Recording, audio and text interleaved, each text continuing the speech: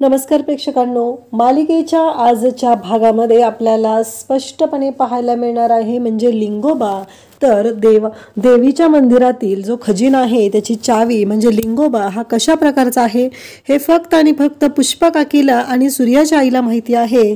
अखेर तो लिंगोबा इकडे पुष्पा काकीला सापडणार आहे। हे सगळं कशा पद्धतीने होणार, पुष्पा काकी त्याचा शोध कसा घेणार आहे आणि त्याचबरोबर डॅडीची कशी वाट लागणार ते आपल्याला या व्हिडिओमध्ये पाहायला मिळणार आहे।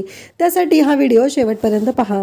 तर पुष्पा काकीला माहिती असतं की छत्री तिथे येऊन उभा राहिलेला आहे, म्हणून पुष्पा काकी ही शांतपणे बोलत असते। पुष्पा काकी म्हणत असते, बघ ना सूर्या, अरे तुळजा ना मला आत म्हणत होती, धमकावत होती, जर तुम्हाला या घरात राहायचं असेल तर मी जे म्हणेल ते करावं लागेल। कसं आहे माहिती का सूर्या, आता तुळजाला वाटत नाहीये ना एक खायचं तोंड वाढलंय घरात म्हणून तिला त्रास होत आहे आणि मग आता काय करायचं सांग ना तूच, कारण काहीही झालं तरीही हे जे सगळं काही घडत आहे ना त्याच्यामुळं त्रास तर होत आहे, मान्य आहे मला, पण कसं आहे मला सांग, मी पिकलं पान, मान्य आहे माझ्याकडून लय काम होत नाही, तुझ्यावर भार येतोय असं ती सांगत असते आणि हे सगळं मुद्दाम करत असते कारण तिथे छत्री उभा असतो आणि छत्री हा पुष्पा काकीकडे पाहत असतो। इकडे पुष्पा काकीला खूप वाईट वाटतं कारण सूर्या हा तुळजावरती संशय घेत असतो, आरोप करत असतो आणि त्याचबरोबर म्हणत असतो की तुझी ही संशय वृत्ती थांबव। पुष्पा काकीला वाईट वाटतं पण हे करणं गरजेचं होतं कारण तिच्या नवऱ्याचा जीव वाचवणं गरजेचं होतं। पुष्पा काकी म्हणत असते की आज घरामध्ये फूट पडली, हे सगळं माझ्यामुळे घडलेलं आहे, या सगळ्याला मी जबाबदार आहे, माझ्यामुळे या घरामध्ये फूट पडली आणि त्याचबरोबर हे ऐकल्यामुळं तिला खरंच वाईट वाटत असतं। आणि त्याच वेळी इकडे आपल्याला पाहायला मिळतं की पुष्पा काकी म्हणत असते की काहीही झालं तरीही आता मला या घराला वाचवायचं आहे, आज दुसऱ्यांदा फूट पडलेली आहे। आणि मग सूर्याचे बाबा आलेले असतात, त्यांना ती सांगत असते आणि त्याचबरोबर इकडे तात्यांना सांगत असते पण तात्या दारू पिऊन आलेले असतात आणि ते झोपी जातात। तेव्हा पुष्पा काकी म्हणते की आता मला काहीतरी केलं पाहिजे, काही करून मला ही गोष्ट आता शोधावी लागणार आहे, या घरातलं सुख मला परत आणायचं असते। म्हणून ती देवाच्या समोर जाते, देवाच्या समोर हात जोडून देवाकडे माफी मागू लागते, माझ्याकडून खूप मोठी चूक झालेली आहे, मला माफ कर देवा, माझ्याकडून चूक झालेली आहे असं म्हणत ती देवाची माफी मागत असते। आणि पुष्पा काकी म्हणते की काहीही झालं तरीही मला आता काहीतरी करावं लागणार आहे। आणि तेवढ्या देवाच्या समोर हात जोडून ती उभी असते आणि देव तिला संकेत देतो, देवाचं तिथलं फूल पडतं आणि पुष्पा काकीला आशीर्वाद मिळतो। म्हणजे सूर्यावरती जे संकट येत आहे आता ते संपणार असतं आणि सूर्या हा राज्य करणार असतो आणि पुष्पा काकीला तिथे सापडतं। मुळापासून होते सुरुवात, मुळापाशीच होतो अंत, जन्म देतो आपण त्याला पण तो गर्भातून येत नाही, टेकतो आभाळाला हात असं म्हणत असतं। आणि त्याच्यामध्ये सांगितलेलं असतं की जिथून सुरुवात झालेली असते मुळापासून आणि त्याच्यावरून पुष्पा काकी मग सूर्याला म्हणत असते की सूर्या मला एक सांग बरं, तुझी आई नक्की कुठं असायची? मग स्वयंपाकघर शोधून झालेलं आहे, तुळस उकरून झालेली आहे, पण अजूनही समजलेलं नसतं की सूर्याची आई नक्की काय करत होती, कुठं असायची। आणि त्याच वेळी तिला आठवतं पुष्पा काकीला की सूर्या त्या झाडाच्या जवळ जाऊन बोलत होता आणि त्याला तुळजाने सांगितलेलं असतं तिला की सूर्या त्याच्या आईची आठवण झाली की तो झाडाच्या जवळ जाऊन बोलत असतो आणि झाडाच्या जवळूनच त्याला त्याच्या आई जाणवत असते, म्हणून तो तिथे जात असतो। हे पुष्पा काकीला तिने सांगितलेलं असतं। पुष्पा काकी म्हणते की मला सापडले आता असं म्हणत पुष्पा काकी त्या झाडाच्या जवळ जाऊ लागते आणि तिथे जाऊन शोध घेऊ लागते। तिथे गेल्यानंतर त्याचबरोबर आपल्याला पाहायला मिळतं की हे सगळं जेव्हा चालू असतं तेव्हा पुष्पा काकी म्हणते, देवा इथंपर्यंत तर तू आणलेला आहे, आता इथून पुढचा मार्ग दाखव असं म्हणत पुष्पा काकी बोलत असते। आणि त्याच वेळी आपल्याला पाहायला मिळतं की पुष्पा काकी शोध घेत असते आणि त्याच वेळी पुष्पा काकीला तिथे आता शोध घेता घेता तो मार्ग सापडलेला असतो, नक्की कुठे आहे, नक्की काय घडलंय ह्या गोष्टीचा शोध पुष्पा काकी घेत आहे आणि ती कुदळीनं तिथं खणत असते। आणि त्याच वेळी तिला सापडतं, तिथे एक पेटी लागते आणि पुष्पा काकीच्या लक्षात येतं की आता मला लिंगोबा सापडला। पुष्पा काकी खुश होते, ती पेटी बाहेर काढते आणि पुष्पा काकीसाठी ही खूपच आनंदाची गोष्ट असते।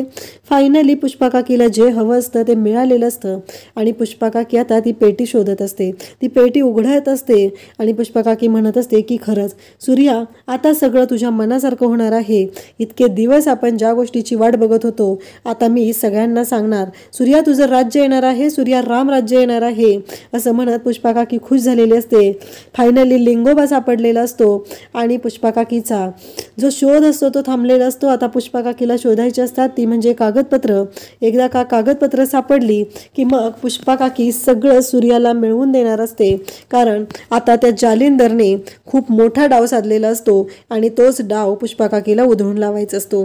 ज्या संपत्तीवर जालिंदर फणा काढून बसलेला आहे ती सगळी संपत्ती सूर्याची आहे, काही झालं तरी ते सगळं सूर्याला मिळवून द्यायचं हे पुष्पा काकीने ठरवलेलं असतं। आणि पुष्पा काकीला आता हाती लागलेला असतो तो म्हणजे लिंगोबा। इकडे सूर्या, इकडे जालिंदर आणि त्याचबरोबर इकडे शत्रू दोघंही दारू पित असतात। जालिंदर म्हणत असतो की एकदा का तो लिंगोबा आणि ते 12 वतनाचा कागद एकदा आपल्या हातात आला की आपण राज्य करायचं, मग काय त्या आमदार शशिकांत जगतापच्या मागे लागायची गरज आहे। सगळे लोक आपल्या पायाशी येणार, आपल्याला देव म्हणणार आणि आपण राजा असणार, राज्य करणार। तेवढ्यात छत्री तिथे येतो आणि छत्री म्हणू लागतो की डॅडी तुम्हाला मी सांगितलं होतं ती पुष्पी तिने काहीतरी सांगितलंय तुळजाला आणि डॅडीने तो व्हिडिओ बनवून आणलेला असतो, कारण पुष्पी त्याच्यामध्ये भांडत असते। पुष्पीने तुळजा आणि सूर्यामध्ये भांडणं लावलेली असतात, ही गोष्ट डॅडींच्या लक्षात आलेली असते।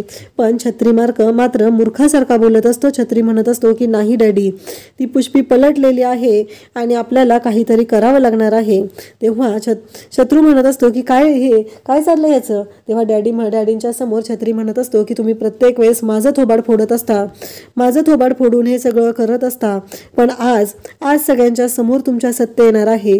आता बघा तुम्ही ती पुष्पी काय करत आहे नक्की, कारण तुम्हाला सगळ्यांना असं वाटत होतं की काहीही झालं तरीही हे सगळं जे काय आहे ते मी खोटं बोलत आहे, पण आज तुम्हाला कळल की काय झालेलं आहे आणि ती पुष्पी पलटलेली आहे।